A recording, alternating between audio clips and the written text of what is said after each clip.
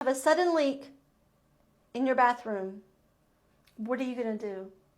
The first thing you're going to do is turn off the main water shutoff valve to the home. Do you know where your valve is? After you shut off the water valve, go ahead and take some pictures and video of the event that's occurring in your home.